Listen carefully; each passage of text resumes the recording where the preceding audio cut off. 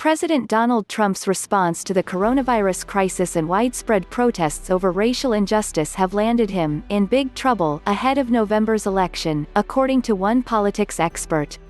Speaking to CNBC's Street Signs Europe on Friday, Inderjeet Parmar, professor of international politics at City University, said Trump had been given two political gifts, but had squandered both.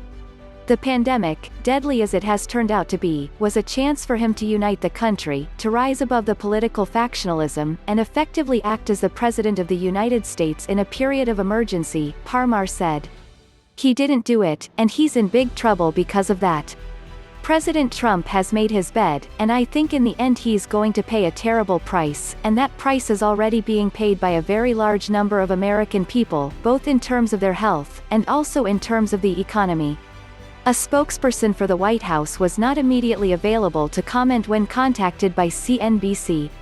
There have been more than 2.7 million confirmed cases of COVID-19 and 128,740 fatalities from the virus in the U.S., according to data compiled by Johns Hopkins University.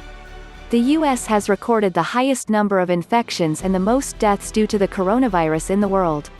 The nationwide protests sparked by the police killing of George Floyd had also seen Trump fail to offer anything in regard to any kind of significant sympathy, Parmar added. I think what he's shown is when it comes to real emergencies, when you need real leadership, he actually doesn't have any of that kind of quality, he said. He talks about the people, but he doesn't appear to know the people's interests lie in their economic well-being and their physical and personal safety. Parmar claimed that Trump's response to both crises would weigh heavily on his chances of re-election in November. Trump has done a great deal for candidate Biden, so Biden can almost sit in his armchair in his basement and reap the rewards of President Trump's total indifference to such a large set of problems in the United States, he said. Meanwhile, Parmar noted that Biden had been reaching out across the Democratic Party and to opponents he had in the primaries.